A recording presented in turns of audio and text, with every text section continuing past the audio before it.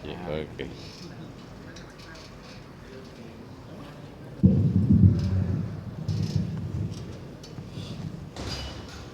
Assalamualaikum warahmatullahi wabarakatuh.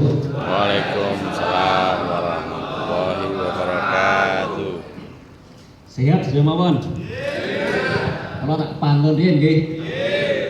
Godhong suruh godhong tomat. Cakep ngoten to nggih. Sama-sama. Godhong suruh godhong tomat. Sedengan rawuh mugi-mugi sehat Allahumma amin. Nggih selamat dunia akhirat Allahumma amin. Boleh. Nggih pemanasan. Godhong suruh godhong tambah. Sedengan rawuh mugi-mugi urusane dipermudah Allahumma amin. Bismillahirrahmanirrahim.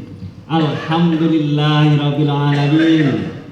Wa bi nasta'in ala umurid dunya waddin. Wa sallallahu ala sayyidina Muhammadin khatamin nabiyyin wa alihi wa sahbihi ajmain. Wa la haula wa la quwwata illa billahil aliyyil azim. Amma ba'du. Rabbis shrahli sadri wa yassirli amri wahlul 'uqdatam min lisani yafqahu qawli. Kepada Bapak polisi yang sedang bertugas, yang sama-sama kita hormati dan kita taati tata tertibnya. Ngoten nggih? Ya harus ditaati tata tertib. Dan kepada semua yang hadir semuanya, semoga semuanya mendapatkan rahmat Allah Subhanahu wa taala. Amin Allahumma amin. Marilah kita sama-sama tingkatkan puji syukur kita kehadirat Allah Subhanahu wa taala. Yang mana sampai saat ini Allah masih memberikan berjuta-juta nikmat kepada kita sampai tak terhingga. Nikmat terbesar, anugerah terindah yaitu nikmat iman dan Islam. Pokoknya nang ngresek Islam nggih tesih selamat dunia akhirat Allahumma amin. Kalau kita renungi, orang paling berjasa di muka bumi ini orang beriman. Bukan penemu listrik, bukan penemu telepon, bukan penemu pesawat, tapi orang beriman. Selama masih ada orang beriman, ini belum kiamat. Walaupun banyak teknologi ramah lingkungan, ijo royo-royo, ujung barat, ujung timur, tapi kok tidak ada orang beriman, ya dikiamatkan. Kan ngoten? Jadi yang paling beriman, yang paling berjasa orang beriman. Alangkah beruntungnya kita ditakdirkan menjadi orang beriman. Sholawat dan salam marilah kita aturkan kepada junjungan kita Nabi Agung Muhammad Sallallahu Alaihi Wasallam. Semoga kita dimudahkan mengikuti syariatnya, diakui sebagai umatnya, dan mendapatkan syafaat di hari kiamat nanti. Amin Allahumma amin. Nah, ini perkara yang penting dan yang paling penting niki perkara iman. Ngoten nggih.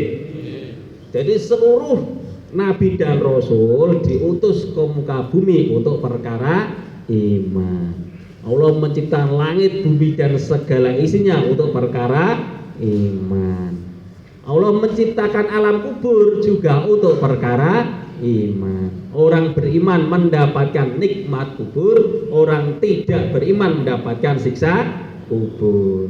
Allah menciptakan surga dan neraka juga untuk perkara iman. Orang beriman ditempatkan di surga, orang tidak beriman ditempatkan di neraka. Pentingnya perkara iman ini, Allah mengutus 124.000 nabi dan rasul, mulai dari Nabi Adam alaihissalam sampai yang terakhir baginda Rasulullah Shallallahu Alaihi Wasallam. Ini jumlahnya 124.000. Yang wajib kita kenal 25 rasul. Tugasnya sama, yaitu mengajak manusia beriman kepada Allah, menyembah hanya kepada Allah. Walaupun seluruh nabi dan rasul punya mukjizat sendiri-sendiri. Ada nabi yang punya mukjizat ahli membuat baju besi. Nabi sinten iki? Nabi Dawud alaihis salam. Ini pandai membuat baju besi. Bukan berarti umatnya harus pandai membuat baju besi, bukan. Ada nabi yang pandai membuat kapal. Sinten iki? Nabi Nuh. Wah, pinter-pinter niki. Mungkin-mungkin sakit kepagi Nabi Nuh ya, mungkin. Bukan berarti umatnya harus pandai membuat kapal. Ada nabi yang pandai berdagang. Sinten iki? Nabi Muhammad leres mengke mugi-mugi demon angsal syafaatipun nggih. Amin. Bukan berarti umatnya harus berprofesi sebagai pedagang, tidak harus. Tapi semua nabi diutus ke muka bumi untuk menyampaikan agama Islam supaya umat manusia taat dan beriman hanya kepada Allah sesuai dengan firman Allah. A'udzu billahi minasyaitonir rajim. Bismillahirrahmanirrahim. Wa ma arsalna min qablika mir rasulin illa nuhi ilaihi annahu la ilaha illa ana fa'budun. Dan kami tidak pernah mengutus seorang rasul pun sebelum kamu, melainkan kami wahyukan kepadanya bahwasanya tidak ada Tuhan melainkan aku, maka sembahlah aku olehmu sekalian. Ini setiap nabi mendapatkan wahyu seperti ini. Al-Quran surat Al-Anbiya ayat 25. Dan sudah menjadi keputusan Allah, sudah menjadi ketetapan Allah, siapa saja orangnya, baik raja-raja maupun rakyat jelata, baik orang kota maupun orang desa, baik berpendidikan maupun tidak, manakala dia ini beriman kepada Allah dan Rasulnya, maka dia contoh orang sukses dunia akhirat. Ya, pesawatnya lewat gini. Nah, untuk sakit numpak pesawat tidak Mekah Madinah, Allahumma amin. Ya, semua nabi sudah menjadi ketetapan Allah tadi. Siapa saja yang mengikuti beriman pada Allah dan Rasulnya, contoh orang sukses. Misalnya sahabat Nabi Bilal radhiyallahu, seorang budak kulitnya hitam, beriman kepada Allah dan Rasulnya.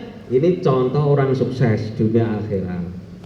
Contoh lagi Sayyidina Abu Bakar As-Siddiq, kaya raya, tokoh masyarakat, beriman pada Allah dan Rasulnya, contoh orang sukses.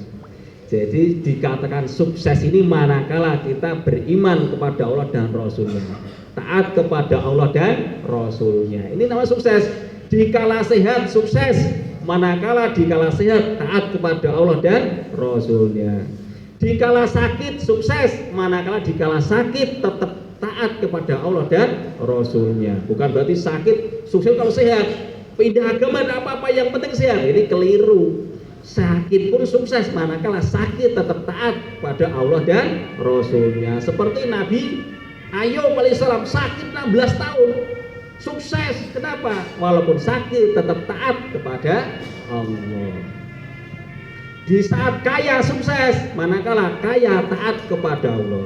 Kaya kok tidak taat kepada Allah, ya gagal total, celaka dunia akhirat. Maka sukses ini di saat kita bisa mentaati Allah dan Rasulnya. Begitulah sebaliknya, siapa saja orangnya, baik raja-raja maupun rakyat jelata, manakala dia menentang Allah dan Rasulnya, maka dia adalah contoh orang yang celaka dunia akhirat, gagal total dunia akhirat. Contohnya siapa? Fir'aun laknatullah alaih, Qarun laknatullah alaih, Namrud laknatullah alaih. Jadi tokoh-tokoh yang menentang Allah dan Rasulnya, walaupun pasukannya banyak, kekuasaannya besar, kekayaannya melimpah, tetapi manakala menentang Allah dan Rasulnya, ya hancur. Jadi hajat kita itu satu, minta pertolongan Allah. Manakala kita ditolong oleh Allah, dekat dengan Allah, maka Allah akan muliakan kita. Walaupun dulunya tidak jelas, misalnya Sayyidina Umar bin Khattab, ini sukanya gelut, membunuh orang, menyakiti orang Islam satu, bahkan ingin membunuh Rasulullah. Tapi ketika bertobat, mendekat pada Allah, Allah muliakan, sehingga menjadi tokoh Islam yang disegani. Ngoten nggih. Jadi semuanya ini punya potensi baik. Selama kita masih diberi kesempatan hidup, artinya Allah masih sayang kepada kita. Karena kita diberi kesempatan untuk mendekati kepada Allah. Ngoten nggih. Jadi siapa saja orangnya, seperti Sayyidina Umar bin Khattab itu, walah kalau ketemu Nabi Muhammad itu pengennya membunuh. Gitu aja kalau tobat juga diterima, kan begitu. Bahkan dimuliakan, dijadikan presiden saat itu, khalifah, dan paling luas kekuasaannya saat itu. Nah, semoga kita semua dimuliakan oleh Allah di akhirat. Amin Allahumma amin. Sholawatan diri nggih. Monggo sareng. Sholatullah salamullah ala toha Rasulillah. Sholatullah salamullah ala yasin habibillah. Klorin menjeran dereke mengke mawon.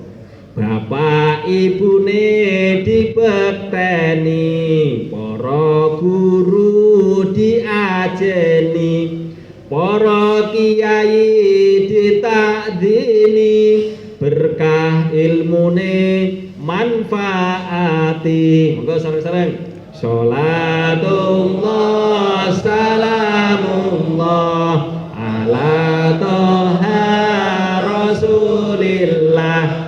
Sholatullah salamullah ala yasin habibillah. Oh sareng-sareng kados wau. Bapak ibune dibekteni, para guru diajeni, para kiai ditakdimi, berkah ilmune manfaati. Shallu ala Nabi Muhammad. Sekarang pantutin. Godhong suruh kembang kul, sedang rawuh mugi-mugi hajate kabul. Allahumma amin. Hadirin yang dirahmati Allah Subhanahu wa taala. Kanjeng Nabi niku dawuh ngeten. Kulu bani Adam khata'un wa khairul khata'in at-tawwabun. Semua anak Adam, bani Adam ini berbuat salah. Ngoten nggih. Nggih kula nggih jenengan nggih prasidya nggih prasetya mawon punya salah. Dan sebaik-baiknya orang berbuat salah segera bertaubat, segera minta maaf. Ngoten. Jadi berarti duren roti, biyen saiki, pun sing wingi saniki sakniki. Niki kula tak cerita mau. Kanjeng Nabi iki nate dawuh ngeten. Innal mu'min layu dariku bi husni khuluqihi. Darajatas shaimil qaim. Jadi orang mukmin yang akhlaknya baik, bukan ilmunya baik ya, akhlaknya baik, itu derajatnya itu bisa mencapai orang yang selalu puasa setiap hari selama hidupnya, poso terus, dan orang yang selalu sholat malam sepanjang hidupnya. Nah, kira-kira kuat apa boten? Jelas boten kiat nggih. Poso Ramadan mawon kadang bolong-bolong, nggih. Lah ini puasa sepanjang hidupnya, sholat malam sepanjang hidupnya. Ini orang yang akhlaknya baik. Nah ini wonten kisah nyata zaman sahabat. Jadi ketika sahabat Rasulullah itu kumpul-kumpul bersama Rasulullah, ada sahabat-sahabat yang lain yang cerita Sayyidina Anas bin Malik. Sayyidina Anas bin Malik cerita, ketika kami sedang duduk-duduk bersama Rasulullah, Tiba-tiba, tidak disangka-sangka, itu Rasulullah dawuh ngeten di tengah-tengah pertemuan itu. Saat ini akan muncul di hadapan kalian salah seorang penghuni surga. Ngoten niku sahabat nggih tolak. Kira-kira siapa yang lewat? Ngoten nggih. Wah, ternyata lewat ini orang Ansor, ini orang asli Madinah, tidak terkenal. Maka dapat si fulan ngoten mawon. Jadi begitu lewat, nggih mboten nderek ngaji, pun lewat ngoten mawon, sandale dicangking. Paham nggih dicangking nggih? Kemudian tangan kiri bawa sandal, wajahnya basah menandakan habis wudu. Lewat ngoten mawon. Hari kedua, Sayyidina Anas bin Malik ya cerita mulai. Ketika kami sedang duduk-duduk bersama Rasulullah, tiba-tiba dari kedua Rasulullah nggih sabda melih, saat ini akan muncul di hadapan kalian salah seorang penghuni surga. Siapa dia tolak melih? Penasaran melih. Siapa ini yang lewat ini? Ternyata yang lewat ini si fulan, sama persis seperti kemarin. Orangnya sama, kondisinya sama. Nyangking sandal di tangan kiri, wajahnya basah menandakan setelah wudhu. Hari ketiga, Sayyidina Anas bin Malik cerita melih, ketika kami sedang duduk-duduk bersama Rasulullah di hari ketiga, Rasulullah dawuh, saat ini akan muncul di hadapan kalian salah seorang penghuni surga. Ngoten yang lewat di sami melih. Oh dia sama. Sahabat Ansor, si fulan, tidak terkenal namanya, tidak disebutkan. Begitu Rasulullah sudah tindak pergi dari majelis itu, ada namanya Sayyidina Abdullah bin Amr. Ini terkenal ahli ibadah, Abdullah bin Amr ini. Kalau satu baca Quran, satu hari 30 juz khatam. Oh, ini kebiasaannya Abdullah bin Amr. Sampai dinasihati Rasulullah, kalau baca jangan cepat-cepat. 40 hari sekali aja cukup khatamnya. Ya Rasulullah, izinkan saya memanfaatkan masa muda saya. Oh ya sudah, kalau gitu khatamkan Quran 30 hari sekali.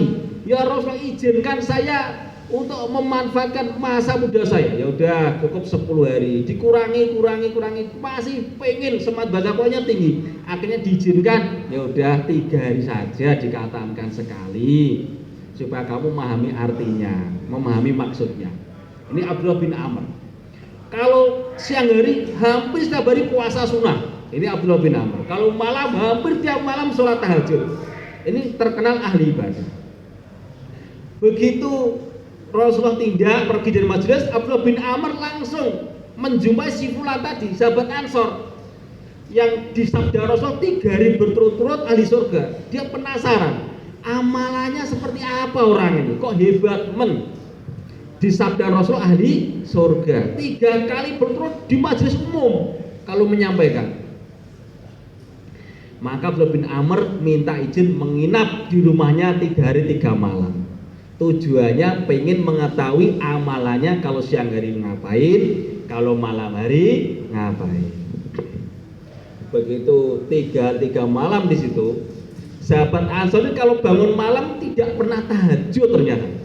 Jadi kalau malam bangun itu zikir saja. Subhanallah, alhamdulillah, la ilaha illallah, wallahu akbar. Tidur lagi ya. Nanti bangun sholat subuh. Siang ya tidak puasa sunnah, kerja biasa. Baca Qur'annya juga tidak banyak. Ini sahabat Ansor tadi. 3 hari berturut-turut diamati seperti itu. Kalau sholat 5 waktu ya jamaah di masjid. Ini sudah masyarakat umum Madinah saat itu hampir seluruhnya kalau sholat jamaah 5 waktu di masjid.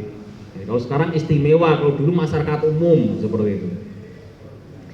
Karena sudah 3 hari 3 malam, Abdullah bin Amr ini penasaran, akhirnya menyampaikan maksudnya. Si fulan, sesungguhnya tujuan saya menginap 3 hari 3 malam di rumah jenengan ini, saya pengen tahu amalan ibadahnya. Karena saya mendengar langsung dari Rasulullah bahwa saat ini akan muncul di hadapan kalian salah seorang penghuni surga. 3 hari berturut-turut yang lewat jenengan terus. Nah, ngoten niku. Lah saya penasaran amalannya jenengan apa? Tapi saya mati kok malam ndak pernah tahajud, siang ndak puasa sunnah, baca Qur'annya juga ndak banyak.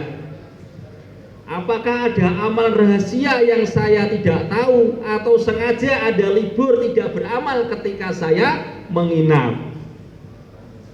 Maka sahabat Ansor tadi menjawab, wahai Abdullah, ketahuilah amalan saya selama ini ya persis yang kamu lihat itu, tidak saya kurangi, tidak saya tambahi, setiap hari ya seperti itu.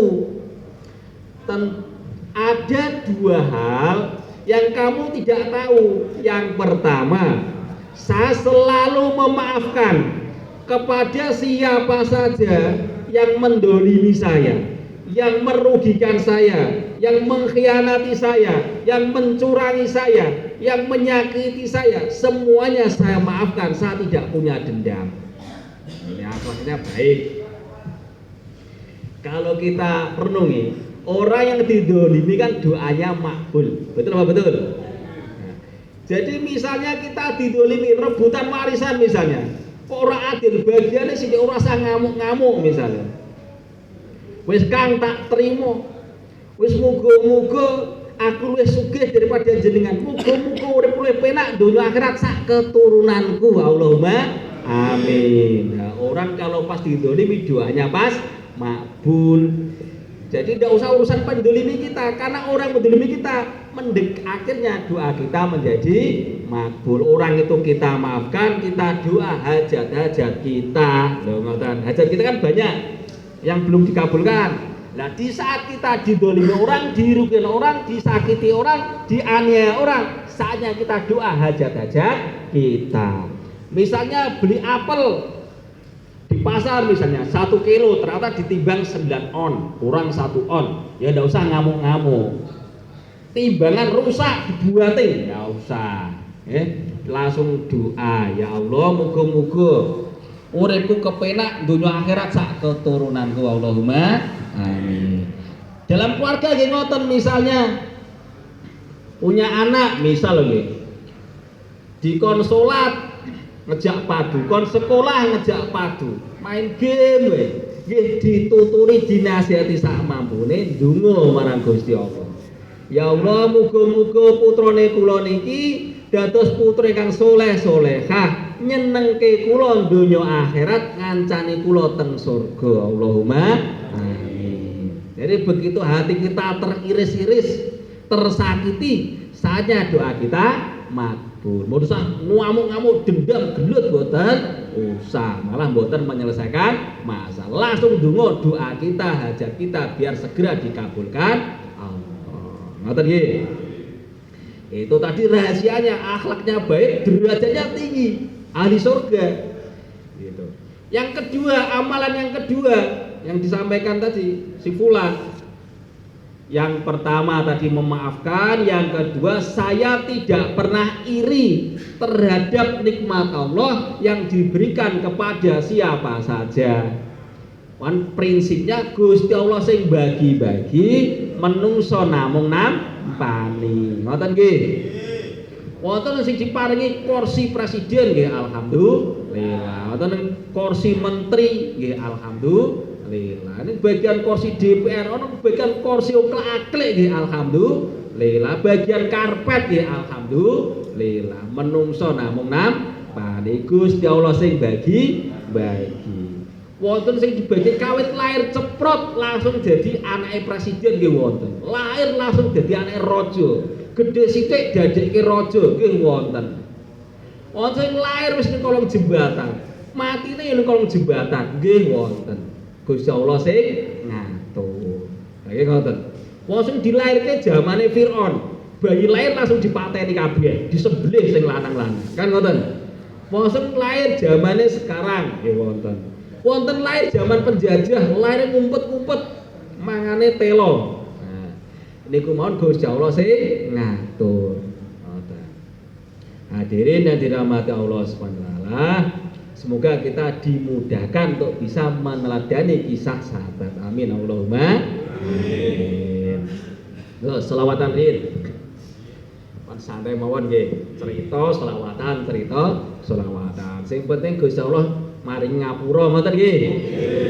Pokoknya kali istighfar, banyak-banyak istighfar. Astagfirullahaladzim, astagfirullahaladzim, astagfirullahaladzim. Ngoten nggih. Hajatnya cuma satu, supaya ditolong oleh Allah. Kalau sudah ditolong oleh Allah, dimuliakan dunia akhirat. Pun ngoten mawon. Gusti Allah nolong itu nggih di luar prediksi kita.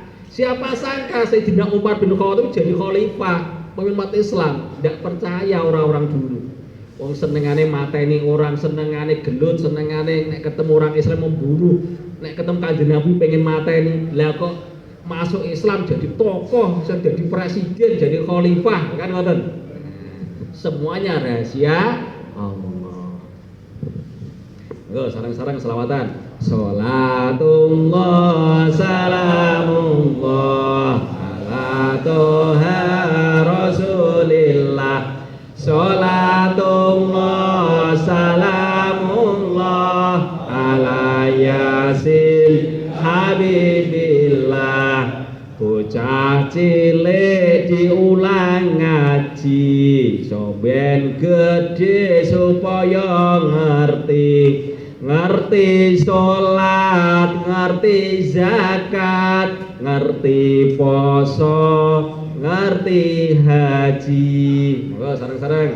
Sholatullah salamullah ala toha rasulillah. Sholatullah salamullah ala yasin habibillah. Sareng-sareng. Bocah cilik diulang ngaji, soben gede supaya ngerti. Ngerti sholat, ngerti zakat, ngerti poso, ngerti haji. Shallallahu ala Nabi Muhammad. Patut nggih. Godhong suruh, godhong sukun. Ngoten nggih. Sedherek rawuh mugi-mugi guyub rukun. Allahumma amin. Niki Kanjeng Nabi nggih dawuh ngaten. Ala ukhbirukum bi afdola min darajati syam was shalah was shadaqah. Maukah kalian aku beritahu sesuatu perkara yang derajatnya lebih utama daripada puasa, sholat, sedekah. Jadi pas kumpul-kumpul kata niki sahabat ditanya kata niki, maukah aku beritahu sesuatu perkara yang derajatnya lebih tinggi daripada puasa, sholat, sedekah? Para sahabat gitu jawab, ya mau ya Rasulullah. Maka Rasulullah dawuh, jagalah hubungan baik di antara kalian, rukun di antara kalian. Karena rusaknya hubungan di antara kalian, pertengkaran di antara kalian, ini perkara yang dapat menghilangkan agama. Ngoten nih, kan apa? Rukun. Hadirin yang dirahmati Allah SWT, maka kita di sini semua di sini semoga bisa tambah sedulur, ngoten nggih. Jadi mboten mah tambah musuh, tambah perkara mboten. Jadi kita semua tambah sedulur, tambah rukun. Mugi kepanggih teng donya nggih kepanggih teng akhirat. Mate teng akhirat nggih kepanggih teng surga. Allahumma amin. Niki kula tak cerita. Sayyidina Umar bin Khattab. Ketika Sayyidina Umar bin Khattab ini jadi khalifah, jadi pemimpin, jadi presiden saat itu, maka punya kebiasaan yang mulia, yaitu ronda malam. Biasa ronda malam sih, nah, ronda malam. Saat itu Khalifah Umar bin Khattab ini ditemani sahabat namanya Abdullah bin Mas'ud. Nah, ronda malam, tengah malam jam 12 kurang lebihnya, keliling kampung ke kampung. Sudah gelap, lampu-lampu banyak mati. Ternyata ada satu rumah di kampung itu yang masih menyala. Maka Umar bin Khattab ini tertarik untuk mendekati rumah tersebut. Maka begitu mendekat. Nah, sudah sampai kira-kira ya dekatlah rumahnya. Maka Abdullah bin Mas'ud suruh nunggu Umar bin Khattab yang masuk, suruh nunggu ngawas-ngawasi kelilingnya kalau ada sesuatu. Maka Umar bin Khattab mendekati pintunya, dengarkan di kupingnya dekatkan nguping. Wah, kok ada suara nyanyi-nyanyian. Nah, ada suara nyanyi-nyanyi. Ada suara laki-laki perempuan, wah dia mabuk ini suaranya, suara orang teler ini. Maka langsung didobrak pintunya, ternyata betul ada laki-laki tua sedang mabuk, ada perempuan sedang nyanyi.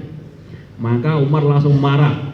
Saya tidak pernah melihat pemandangan yang lebih buruk daripada orang tua yang siap berpancung lehernya.